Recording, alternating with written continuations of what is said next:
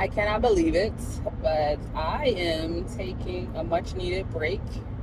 I just don't feel like myself today, and I don't like feeling short and snippy and impatient, and like especially when it just flips. When I feel fine 1 minute and then the next I'm not.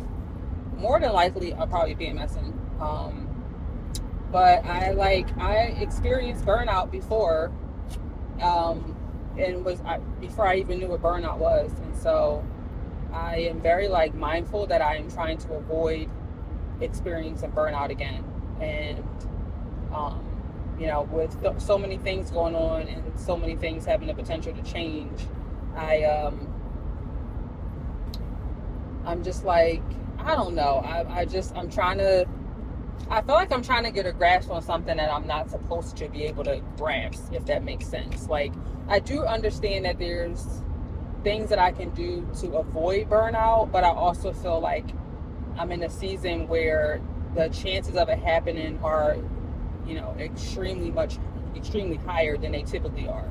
And so I think I'm like very fearful that my burnout will look like what it did last time, even though like realistically it might not look exactly the same because there was so much I didn't know at that time.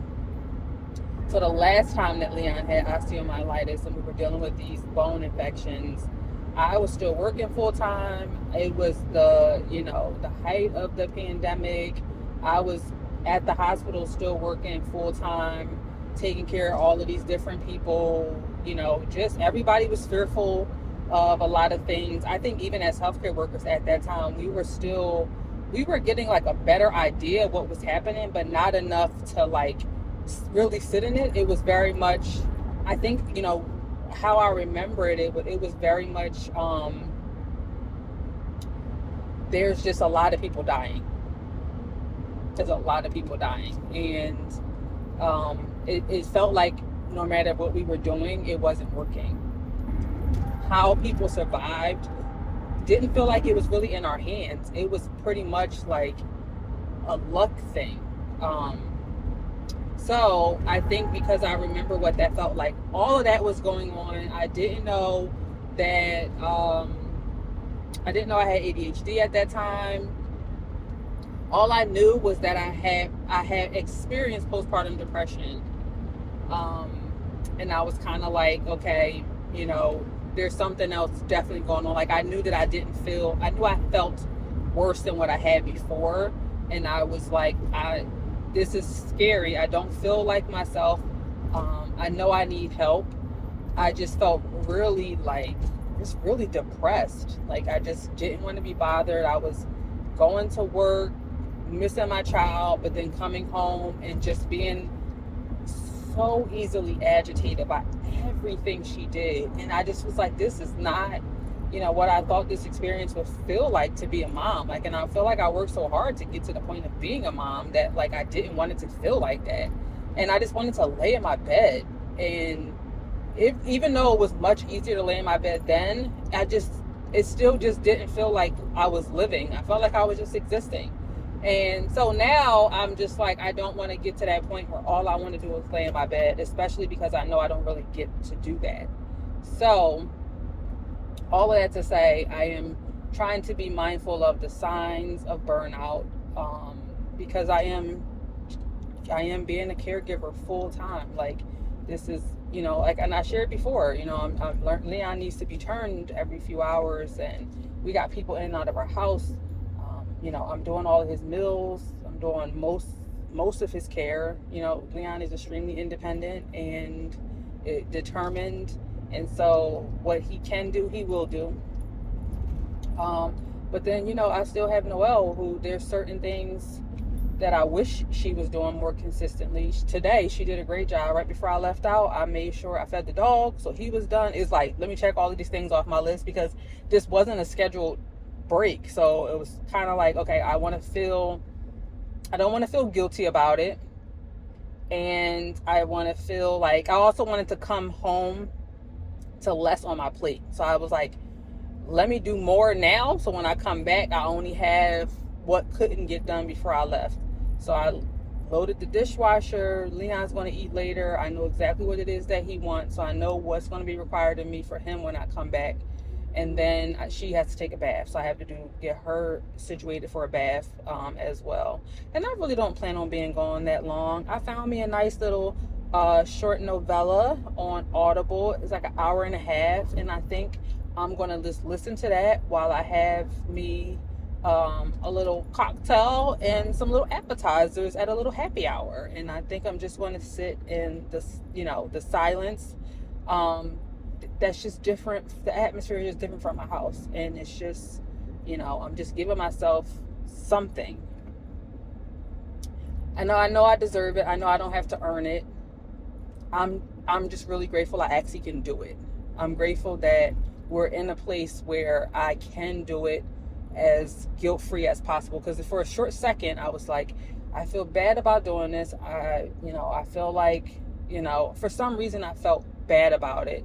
I think part of it was financial. I think part of it was just also feeling like, not to say it shouldn't be his responsibility to have to parent her, but last minute felt unfair to him.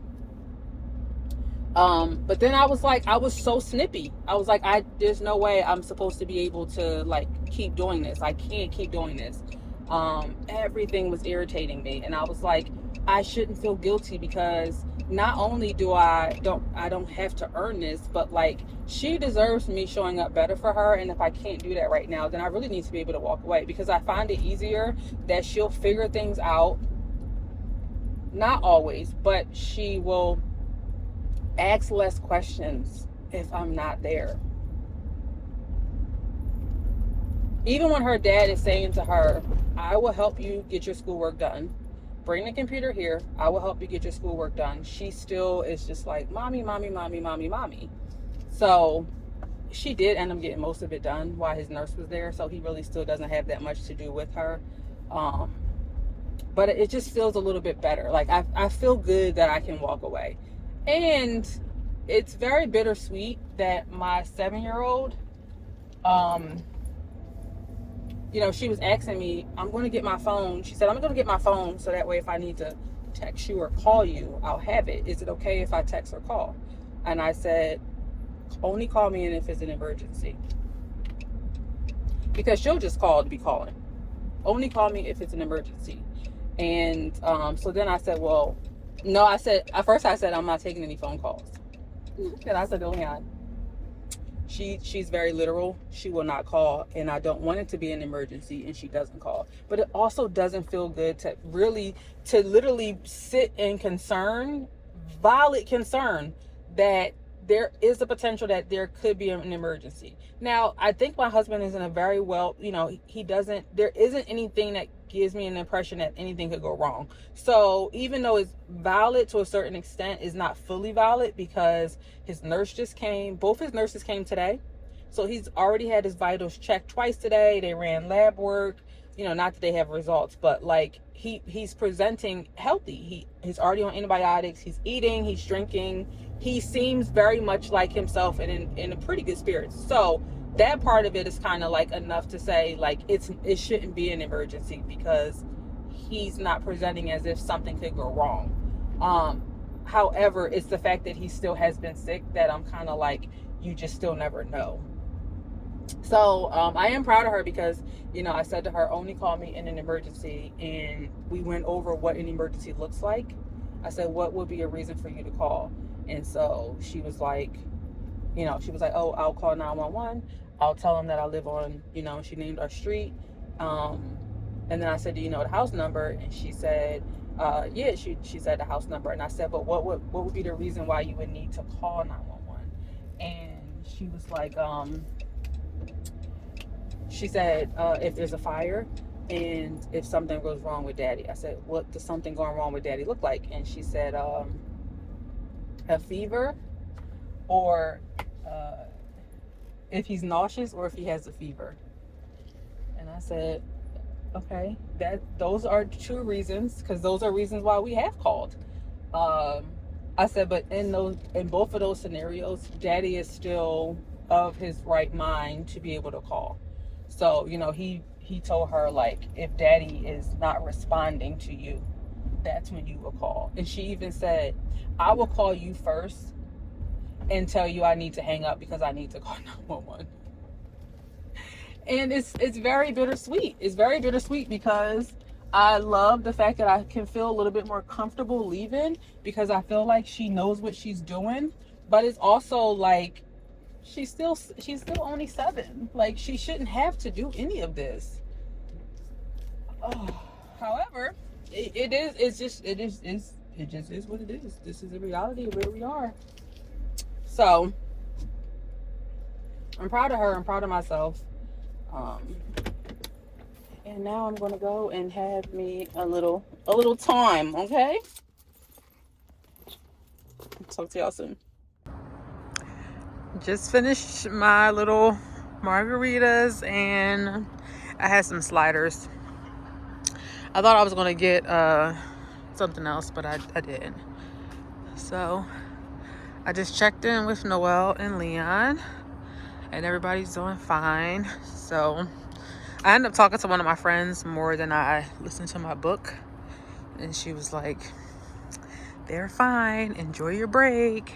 So I figured I'd do a little bit of walking because I didn't work out today, because the restaurant I went to is right on our waterfront for Delaware. This is an apartment building. I should have recorded sooner. I went to a restaurant called Del Pez, which I think they're really good. So I'm just gonna walk a little, listen to my book. I don't know which way I want to go. And then I'll go in. I think this might be our last night of summer-like weather in the fall. And I know I'm safe because there's a lot of people out and it's still not that dark. So yeah, I think I'll walk a little, listen to my book, and then head back. But I really enjoyed myself. I was apprehensive about getting the flight of margaritas because, you know, it's just one of me drinking 4 miniature margaritas. This is Constitution Yards. Me and Leon went here once and had a great time.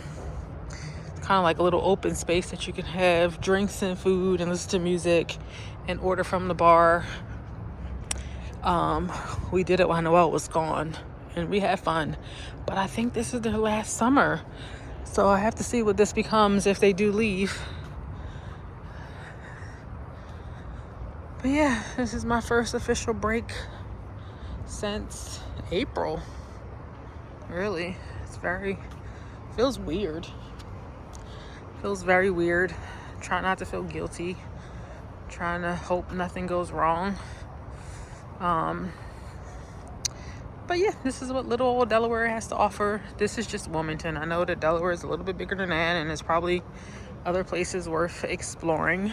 But this is our little downtown Wilmington, which, if you don't know, I was actually born in South Carolina and raised in Philly. And so it's a nice little change of pace for me, at least. South Carolina can be slow. I'm a Gullah Geechee girl at heart, but South Carolina can feel slow.